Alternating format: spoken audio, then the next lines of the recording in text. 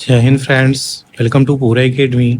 पूरा एकेडमी में आपका बहुत बहुत स्वागत है। चलिए शुरू करते हैं आज का द हिंदू एडिटोरियल एनालिसिस, जो कि आज 3 सितंबर 2023 है। यहाँ पे आपको बता दूं सारी की सारी बैकग्राउंड डिटेलिंग जो आपके एग्जामिनेशन पर्सपेक्टिव से इम्पॉर्टेंट होता है यहाँ पर के लेकर के आता हूँ, जिसमें मैं मैप की डिटेलिंग भी दे देता हूँ और daily current affairs, PIB editorial सारी चीज़ें कंपाइल करके आपको एक जगह पे प्राप्त हो जाता है। साथ ही साथ एशिया की रिवर कवर करने के बाद यहाँ पे अफ्रीका की रिवर मैं कवर कर रहा हूँ।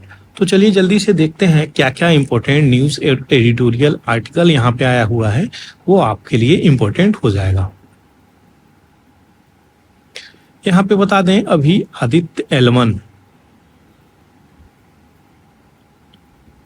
जो लॉन्च हुआ है उसी की सारी डिटेलिंग आपको यहाँ पे मैं दे दूंगा, जो आपके एग्जामिनेशन पर्सपेक्टिव से काफ़ी इम्पोर्टेंट है। तो सारी की सारी डिटेल में बैकग्राउंड डिटेलिंग दूंगा, कोई भी घबराने की ज़रूरत नहीं है, क्योंकि यहाँ पे इम्पोर्टेंट हो जाएगा और क्वेश्चंस यहाँ से भी काफ़ी अच्छे से बनाए जाएंगे। तो सबसे पहले हम लोग जानेंगे सन के बारे में, उसके बाद आदित्य L1 के बारे में, फिर उसमें क्या क्या पेलोड लगे हैं उसके बारे में, और सारी डिटेलिंग भी हम लोग जानेंगे।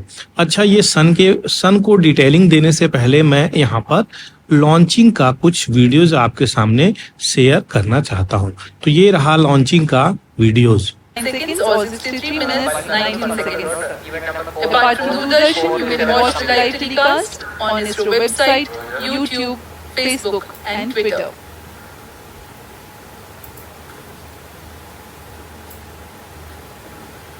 अब हम प्रमोचन से 22 मिनट की दूरी पर हैं। आदित्य L1 सूर्य का अध्ययन करने वाला पहला अंतरिक्ष आधारित भारतीय मिशन है।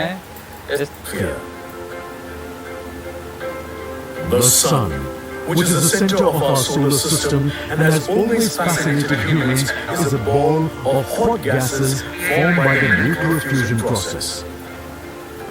The visible outer surface of the Sun is known as the photosphere, followed by the chromosphere and then the corona. After emission dropping through the chromosphere, the Sun's temperature abruptly rises in the corona, reaching extremely high values of 1 to 3 million Kelvin. The Aditya L1 mission has 7 scientific payloads to conduct a comprehensive study of the Sun. The Visible Emission Line Coronagraph, VELC, investigates the solar corona and the dynamics of coronal mass ejections. The Solar Ultraviolet Imaging Telescope, SOOT payload, scans the solar disk in near ultraviolet light and detects fluctuations in solar irradiance. The Aditya Solar Wind Particle Experiment, ASPEX, and Plasma Analyzer Package for Aditya PAPA payloads investigate the solar wind and energetic ions, as well as their energy distributions.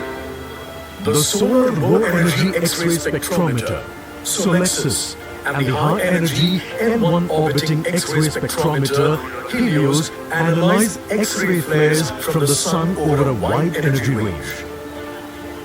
The magnetometer payload is designed to measure the interplanetary magnetic field at the L1 point. Aditya L1 is equipped to take in situ measurements of charged particles and fields at L1 and is dedicated to studying the Sun across several energy bands. The Lagrange point L1 is located around 1.5 billion kilometers from the Earth, between the Sun and the Earth. These observations are best made from a vantage point that provides a continuous view of the Sun. All payloads are designed in close coordination with ISRO centers. 1 0 plus 5 seconds. Lift off normal. Pivot tracking. Magnificent liftoff of PSLV C-57 with Aditya L1 on board. plus 15 seconds. PSLV C-57 का सफल उत्थापन और इसके साथ प्रथम भारतीय सौर अंतरिक्ष यान निकल चुका है। अब आपको मैं यहाँ पे सन की डिटेलिंग दूंगा। अब ये जो सन की डिटेलिंग आपको दे रहा हूँ, इसके कई सारे लेयर्स हैं, उस लेयर्स को हम समझेंगे कि कौन कौन सा लेयर्स है। तो हम सबसे पहले शुरुआत करते हैं ये वाले जोन से, जो यहाँ पे कोर को दर्शाता है, यानी इंटरनल कोर में क्या क्या होते हैं आप देख सकते हैं। यहाँ पे कोर रेडिएटिव जोन होता है, कन्वेक्शन जोन होता है। ये 3 जोन होते हैं जहाँ पे टेम्परेचर ज़्यादा से ज़्यादा मानी जा रही है। दूसरी चीज़ें क्या होता है, जो सरफेस सब सरफेस आती है वो आती है।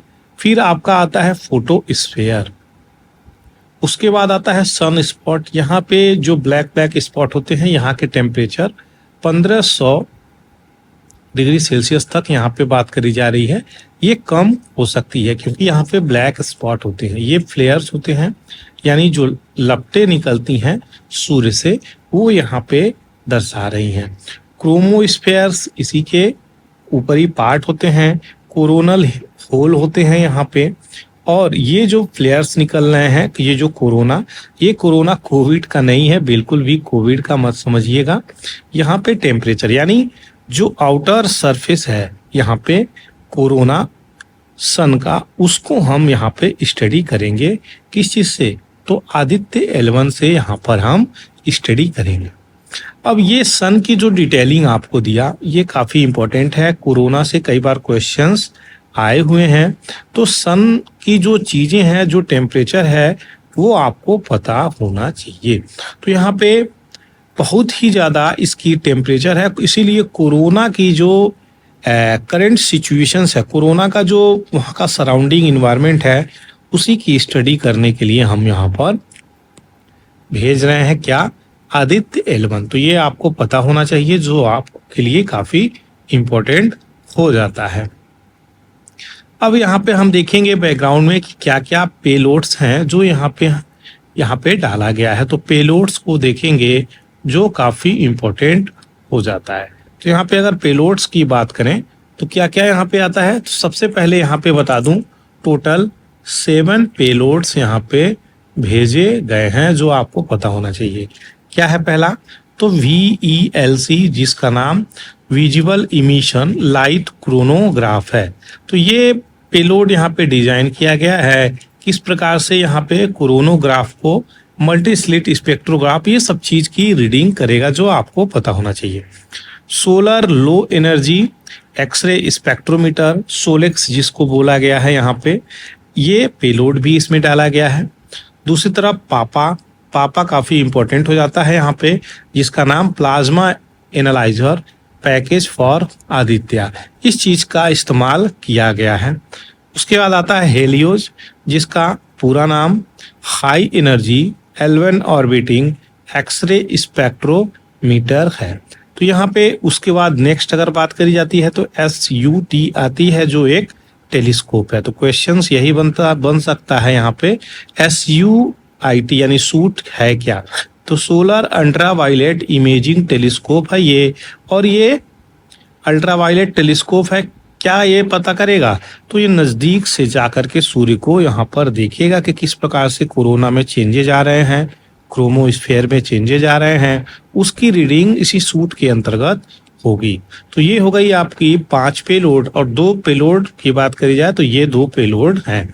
उसके बाद एस्पेक्ट्स आ रहा है यहाँ पे, Aditya solar wind particle experiment, यानी किस प्रकार से वहाँ पे जो गर्म चीजें हैं किस प्रकार से चेंज हो रही हैं, इसी एस्पेक्ट्स के द्वारा पता चलेगा। नेक्स्ट जो आ रहा है मैग्नेटोमीटर, यहाँ पे MAG, ये मेजर करेगा लो इंटेंसिटी और इंटरप्लैनेटरी मैग्नेटिक फील्ड, स्पेस में किस प्रकार से चीजें हैं। तो जो इम्पोर्टेंट है यहाँ पे सारी पेलोड के बारे में आपको इन्फॉर्म किया हूँ, और आगे अगर बात करी जाए तो इसकी डिटेलिंग भी आपको यहाँ पे दे दी जाएगी। अगर हम बात करें आदित्य L1 की, तो ये L1 क्या है, सबसे पहले क्वेश्चंस यही है। तो L1 आप देख सकते हैं, ये आपका पॉइंट है L1, ये पॉइंट आपका L1 है, ये पॉइंट L2 है, ये पॉइंट आपका L3 है, ये पॉइंट L4 है, ये पॉइंट L5 है। तो ये आपका सन हो गया। तो सन के 5 L5 पॉइंट होते हैं। L5 क्या है? लैंगेरियन पॉइंट है। ये लैंगेरियन पॉइंट की विशेषता क्या है वो क्वेश्चंस बन सकती है, इसलिए हम समझेंगे कि ये पृथ्वी से जो लैंगेरियन पॉइंट सूर्य को लेकर के बनता है वो है क्या। तो उसी को हम यहाँ पर आपको बताएंगे जो यहाँ पे इम्पोर्टेंट हो जाता है। सबसे पहले मैं इसी को फोकस करके बताऊंगा, L1। तो जो ये L1 अभी बताया जा रहा है आदित्य L1 को लेकर के, ये क्या है? तो लैंगेरियन पॉइंट है ये एक ऐसा डिस्टेंस है जो लगभग अगर बात करी जाए तो ये आपकी पृथ्वी से 1.5 मिलियन किलोमीटर का डिस्टेंस कवर करता है। और इस पॉइंट पे अगर बात करी जाए तो सूरज की और पृथ्वी की जो ग्रेविटी है वो लगभग न्यूट्रल हो जाती है, जिसके कारण हम सैटेलाइट को यहाँ पे आसानी से स्टेबल पोजीशंस में रख सकते हैं। तो ये सारे पॉइंट हैं जहाँ पे ग्रेविटी यहाँ पे स्टेबल लगभग हो जाती है, जिसके कारण क्या होता है चीजें, हम अपने किसी भी उपग्रह को, सैटेलाइट को यहाँ पे आसानी से इंस्टॉल कर सकते हैं और यहाँ पे सूर्य की रीडिंग को ले सकते हैं। तो ये इंपॉर्टेंट चीजें हैं। अब उसकी बेनिफिट क्या है L1 में भेजने की? तो यहाँ पे फ्यूल की भी मात्रा कम लगेगी, कोई भी इश्यू निकल के नहीं आती है। यहाँ पे एक ऐसा इन्वायरमेंट मिलता है जिससे आपकी चीजें काफी इफिशिएंटली और अफोर्डेबली चीजें हो जाती हैं। तो ये L1 की पॉइंट है, काफी इंपॉर्टेंट है। ग्रेविटी को लेके काफी बैलेंस चीजें यहाँ पे नजर आती हैं, जिसके कारण हम अपनी चीजों को एग्जीक्यूट करने में सफल होते हैं। तो ये पूरी चीजें हैं L1 को लेके। किसे तो लैंगेरियन पॉइंट जो बोला जाता है, लैंगेरियन पॉइंट, ये एक पॉइंट होता है जिसके कारण यहाँ पे सारी चीजें संभव हो सकती हैं। तो ये आदित्य L1 मिशन की ट्रेजेक्ट्री है जो आपको यहाँ पर मैं बता रहा हूँ। तो ये इंपॉर्टेंट चीजें हैं जो आपको स्क्रीन पे दिख रही होंगी।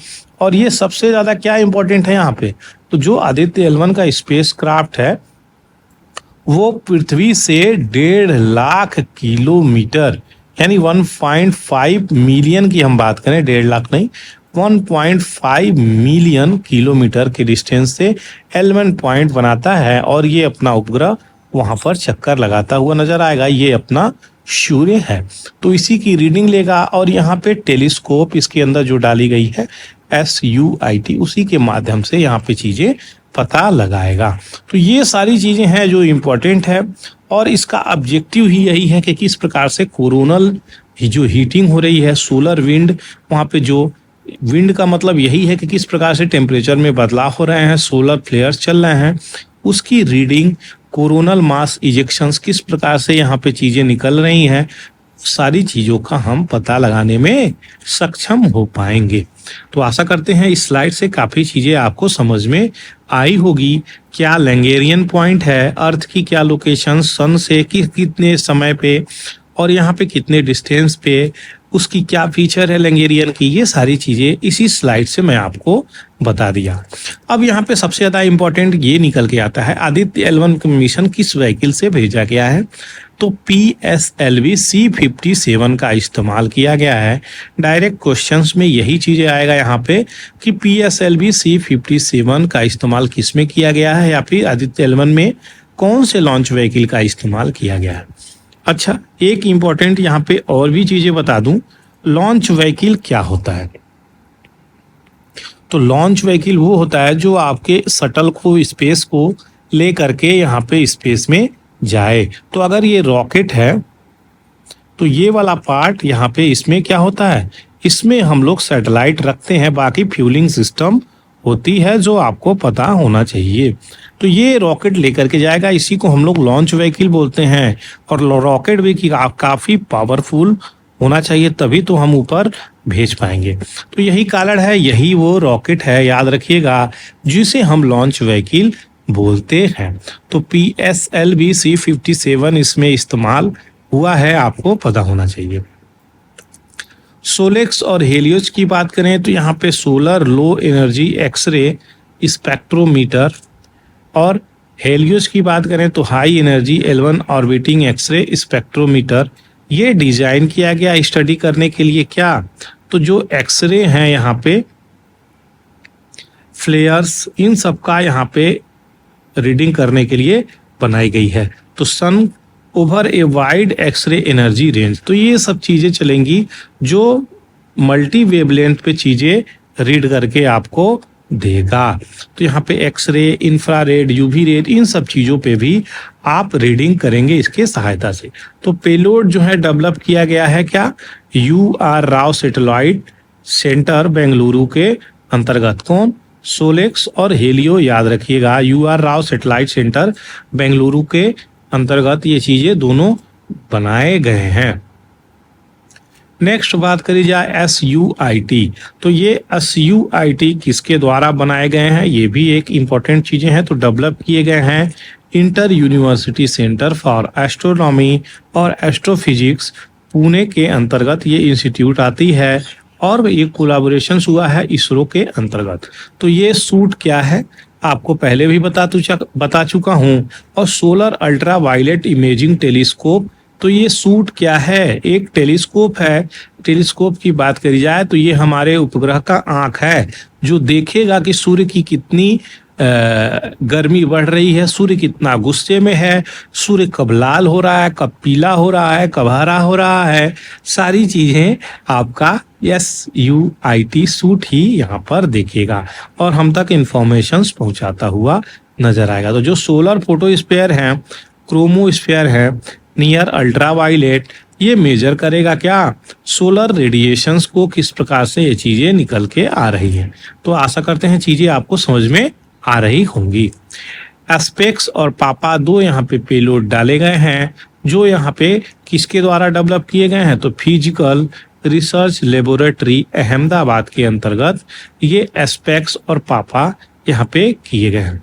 तो एस्पेक्स की अगर हम बात करें तो ये अहमदाबाद के अंतर्गत इसको बनाया गया है, वहीं पे पापा डेवलप किया गया है space physical laboratory Vikram Sarabhai space centre Thiruvananthapuram Kerala के अंतर्गत। तो पापा और एस्पेक्स दोनों अलग अलग बने हैं, ये भी आपको पता होना चाहिए।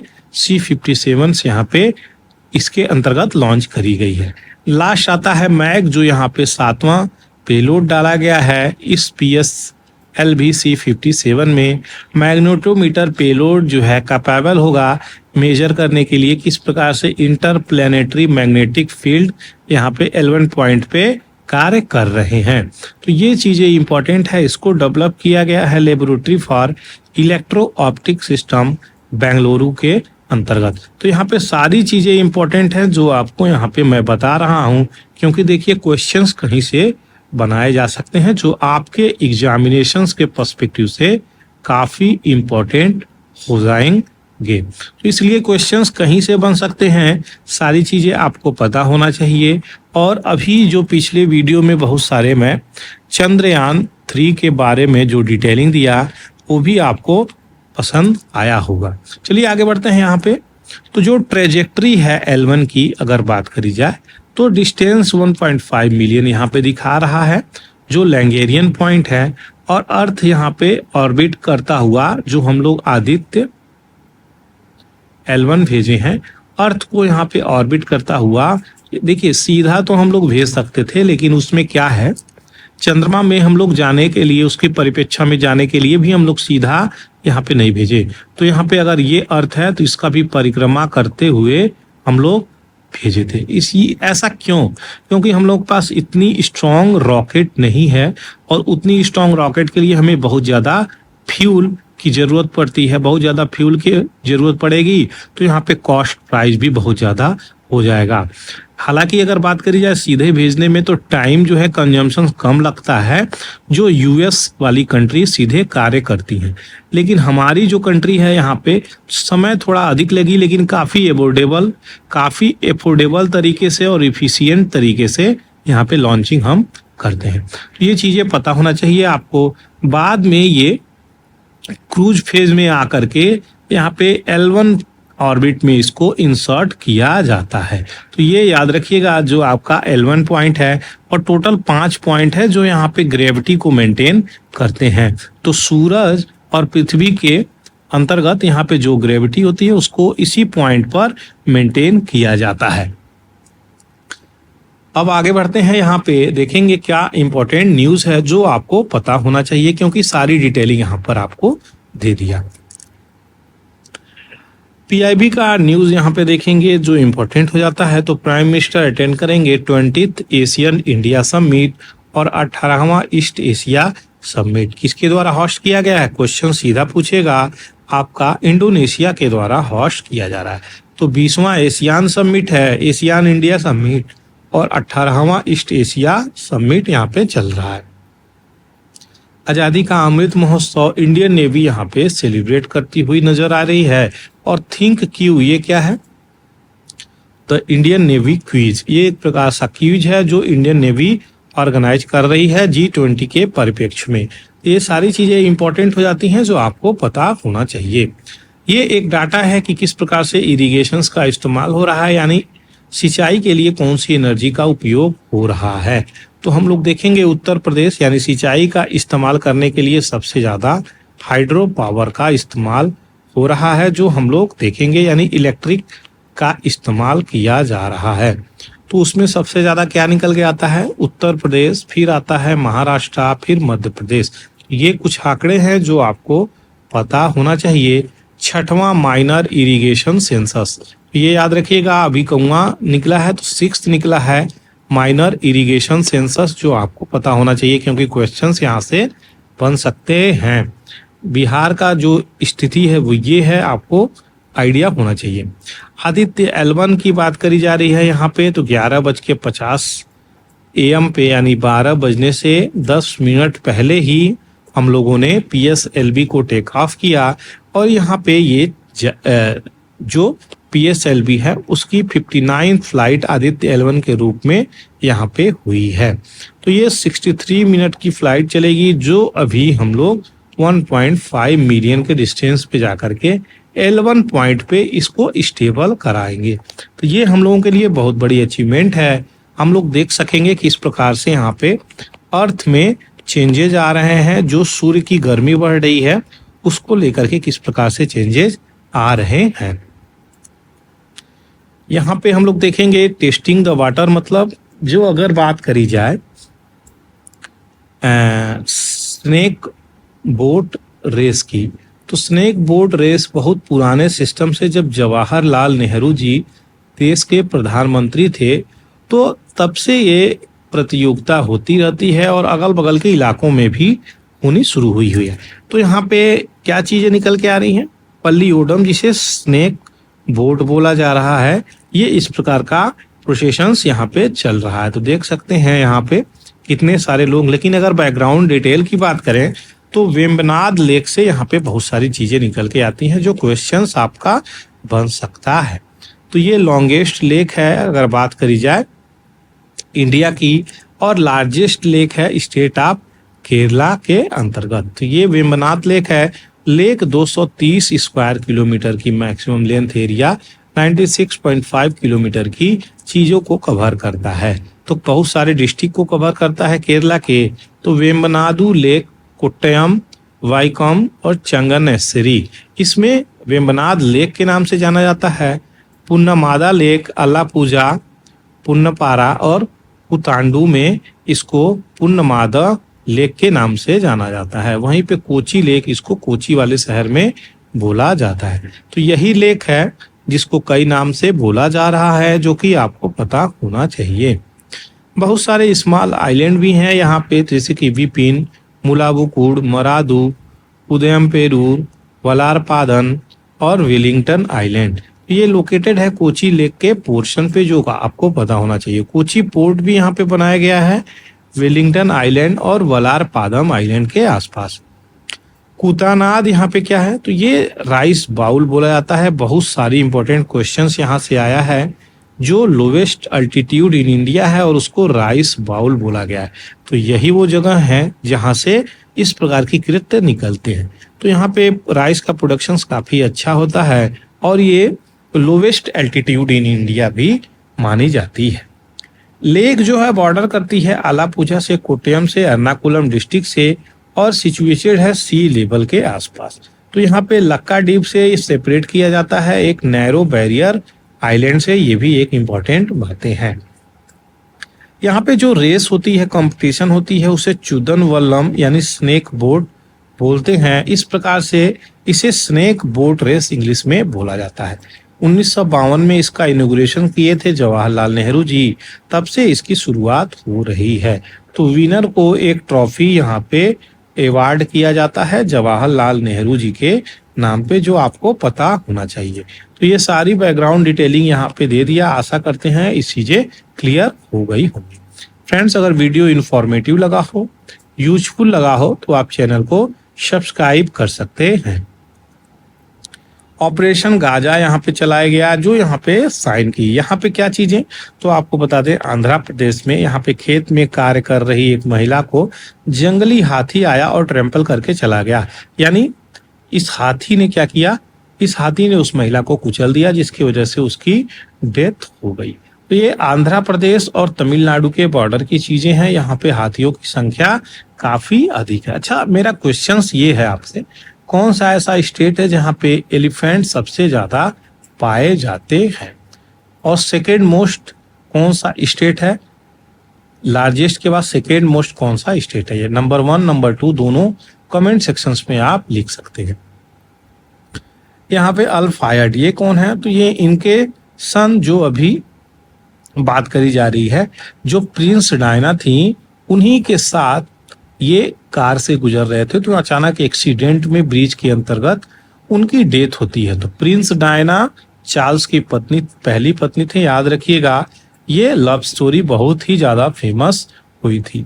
तो प्रिंस चार्ल्स और प्रिंसेस डायना, इन दोनों के अंतर्गत बहुत सारी कॉन्फ्लिक्टेड भी बाद में निकल के आई। हालांकि जो प्रेम प्रसंग था, प्रेम लव स्टोरी थी इन लोगों की, काफी फेमस भी हुई, लेकिन बाद में काफी कॉन्फ्लिक्ट होती है और डिवोर्स भी हो जाती है।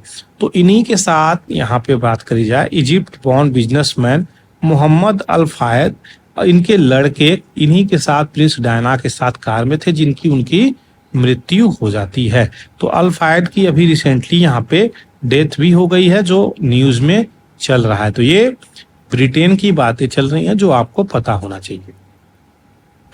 इरिटेरियन एसाइलम सीकर यहाँ पे इजराइल पुलिस के साथ क्लैश करती हुई नजर आई। तेल एलबीब उसकी जो राजधानी बताई जा रही है। देखिए किस प्रकार से यहाँ पे इश्यू निकल के आ रही है। यहाँ पे बात करी जा रही है नीरज चोपड़ा की। तो नीरज चोपड़ा की पूरी डिटेलिंग यहाँ पे देखी जाएगी, जो यहाँ पे इम्पोर्टेंट हो जाता है। बात करी जा रही है एशियन चैंपियनशिप गोल्ड में, जो 2017 में भुवनेश्वर में हुआ, उसमें 85.23 मीटर तक ये टारगेट किए थे और ये गोल्ड जीत करके लाए थे। वहीं पे अगर बात करी जाए Commonwealth gold 2018 Gold Coast Australia में जो हुआ था, वहां पे 86 का प्रदर्शन किया इन्होंने, 86.47 मीटर। और यहाँ पे वाइट गोजेस 2016 में 86.48 मीटर, यहाँ पे भी उन्होंने अंडर 20 गोल्ड जीता। तो यहाँ पे सारी चीजें इंपॉर्टेंट हो जाती हैं, जो आपको बता रहा हूँ। जकार्ता में यहाँ पे एशियन गेम्स 2018 में चीजें हुआ, 88.06 मीटर का भाला फेंक कर, जेविलॉन फेंक कर इन्होंने गोल्ड जीता।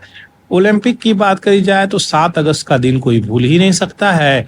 87.58 मीटर का यहाँ पे रिकॉर्ड इन्होंने बनाता हुआ नजर आया। तो 87.58 इन्होंने फेंका। वहीं पे अगर बात करी जाए डायमंड लीग फिनाले की, जो 2022 जूरिच में हुआ स्विट्जरलैंड, तो यहाँ पे 88.44 मीटर तक इन्होंने अभी तक सबसे लॉन्गेस्ट यहाँ पे रिकॉर्ड बनाया है। वर्ल्ड एथलेटिक चैंपियनशिप जो अभी बुडापेस्ट में रिसेंटली इन्होंने जीता, वो 88.17 यानी 88.17 मीटर तक इन्होंने फेंका है।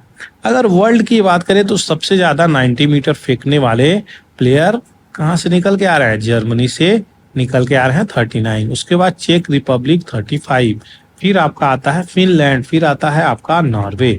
तो ये सारी कंट्री है जो आपको पता होना चाहिए। यहाँ पे बात करी जा रही है कि 90 मीटर से ज्यादा फेंका कौन है। तो सबसे ज्यादा अभी तक का जिसका रिकॉर्ड है कोई तोड़ नहीं पाया है, वो 98.48 मीटर जेलेंजी का रिकॉर्ड है, जो अभी तक कोई तोड़ ही नहीं पाया है।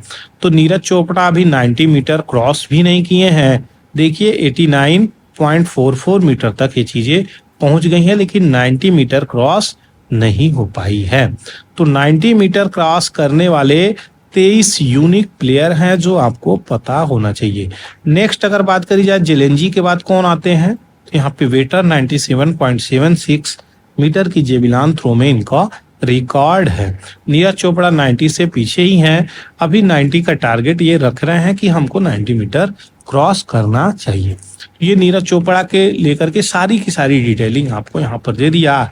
आशा करते हैं बहुत सारी चीजें क्लियर हो गई होंगी। इंडिया प्लस पाकिस्तान का मैच चला जिसके कारण बरसात बहुत सारी हो गई और मैच को रद्द भी करना पड़ा। जो भी ये मैच देखा होगा काफी इंटरेस्ट यहाँ पे जगा होगा। क्यों? क्योंकि भारत की अर्ली विकेट्स गिर जाने के बाद हार्दिक पांड्या और ईशान किशन की जो धमाकेदार जोड़ी यहाँ पे जमी, उससे पाकिस्तान बेखौफ, यहाँ पे बहुत सारी चीजें उसको नजर आई होंगी कि किस प्रकार की ये टीम है कि इतनी प्रोमिनेंट प्लेयर को अर्ली विकेट उनके लेने के बाद भी इस प्रकार की टीम इमर्ज आउट हो जाती है।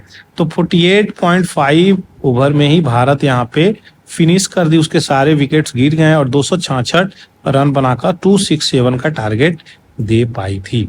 तो अफरीदी, रऊफ, नसीम इन लोगों ने भारत की टीम को जैसे कि यहाँ पे बहुत सारे विकेट इन लोगों ने लेकर के भारत को 266 पे ही रोक दिया था।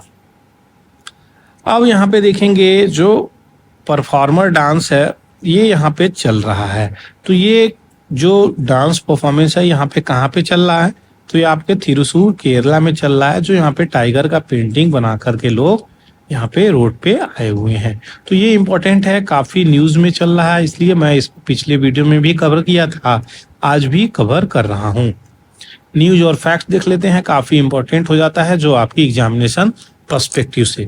सबसे पहले क्वेश्चंस यही यहाँ से बनेगा कि जो 10 पॉइंट पीस फार्मूला है वो किससे रिलेटेड है, तो व्लादिमीर जेलेंस्की के यूक्रेन से रिलेटेड है। इन्होंने ये पीस फार्मूला दिया था। तो ये चीजें इंपॉर्टेंट है, काफी क्वेश्चंस यहाँ से बन सकते हैं, आपको पता होना चाहिए 10 पॉइंट पीस फार्मूला किसके द्वारा प्रपोज किया है, तो यूक्रेन के प्रेसिडेंट के द्वारा ये चीजें दी गई हैं। यूनियन लॉ मिनिस्टर 8 मेंबर को यहाँ पे कमेटी में डाले हुए हैं, जिसमें क्या है, तो प्रेसिडेंट रामनाथ कोविंद इसको हेड करेंगे, ये भी आपको पता होना चाहिए। तो लोकसभा के यहाँ पे चीजें चल रही हैं, जो म्युनिसिपैलिटी पंचायत किस प्रकार से एक साथ इलेक्शंस करी जाएगी, तो एक साथ इलेक्शन करने की तैयारी चल रही है। देखते हैं क्या किस हद तक चलती है। अच्छा, कितने लोग सहमत हैं कि पंचायत से लेकर के लोकसभा तक सारी की सारी इलेक्शंस एक ही बार होगी? ये तो सच बात है कि पैसे की बचत होगी, लेकिन ये भी सही बात है ऑटोनॉमी कई लोगों की किल कर दी जाएगी। यानी स्टेट की ऑटोनॉमी, सेंटर की, लोकल लेवल, म्युनिसिपैलिटी की सारी चीजें एक ही साथ हो जाएंगी। तो कहीं ना कहीं सेंटर में जो गवर्नमेंट बनाएंगी उनको यहाँ पे फायदा निकल के आ जाएगा। तो ये सारी चीजें हैं जो यहाँ पे देखने को मिलती है। आप लोगों का क्या राय है कमेंट सेक्शंस में जरूर लिखें। Latest edition of minor irrigations MIC, ये सारी चीजें इंपॉर्टेंट है जो आपको अभी बताया। तो इसका रिपोर्ट में जल शक्ति मिनिस्ट्री, ये जो आपको मैप के अंतर्गत माइनर इरिगेशन छठा जो रिपोर्ट दिखाया, आशा करते हैं चीजें वो आपको क्लियर हो गई होंगी। America singer song writer Jimmy Buffett 1977 में मार्गारेट तीबेल, ये एक प्रकार का हिट सॉन्ग गाए थे, जिनकी अभी रिसेंटली मृत्यु हो गई है 76 ईयर में। याद रखिएगा अमेरिकन सिंगर हैं Jimmy Buffett. Sri Lanka economic crisis से लास्ट समय में गुजर रहा था यहाँ पे पिछले ही ईयर्स, और यहाँ पे धीरे धीरे स्टैंड करने की सिचुएशंस में आ रहा है। लेकिन आइलैंड की जो कंडीशंस है वो मल्टी डायमेंशनली अगर बात करी जाए तो बहुत ही दयनीय कंडीशंस यहाँ पे हो गई है। UNDP के रिपोर्ट से ये बातें निकल के आ रही हैं। अफ्रीका की एक रिवर यहाँ पे कवर कर रहा हूँ, दिदेसा रिवर। यहाँ पे ये जो दिदेसा रिवर है, ये रिवर वेस्टर्न एथियोपिया की रिवर है। तो ट्रिब्यूटरी ऑफ आबे रिवर मानी जाती है। कहाँ से निकलता है, तो माउंटेन ऑफ गोमा, याद रखिएगा, और नॉर्थ वेस्टर्न डायरेक्शन में फ्लो करती है। तो अगर इसकी राइट बैंक ट्रिब्यूटरी की बात करी जाए तो इनारेया एतवामा हो जाती है और अगार रिवर हो जाती है। वहीं पे लेफ्ट साइड की बात करी जाए तो दोबाना रिवर हो जाती है। इसी पे कंस्ट्रक्शंस है एंगर इरिगेशन डैम, जो दिदेसा रिवर पे बनाया गया है, याद होना चाहिए। अगर बात करी जा रही है यहाँ पे दिदेसा रिवर, तो ये दिदेसा रिवर है और एंगर पे यहाँ पे डैम बना हुआ है। तो याद रखिएगा ये रिवर निकल के कुछ इस प्रकार से जाती है, जो आपको पता होना चाहिए। आशा करते हैं चीजें क्लियर हो गई होंगी। आज संडे था फ्रेंड, इसलिए कुछ ज्यादा आर्टिकल एडिटोरियल आया नहीं, जिसके कारण ये वीडियो बहुत शॉर्ट हो गई। आशा करते हैं जो आपको यहाँ पे आदित्य L1 को लेकर के डिटेलिंग दिया वो चीजें क्लियर हो गई होंगी। अगर वीडियो इन्फॉर्मेटिव यूजफुल लगा हो तो चैनल को सब्सक्राइब करना बिल्कुल भी नहीं भूलें। Thank you for watching the Hindu editorial analysis bye पूरा एकेडमी। जय हिंद, जय भारत।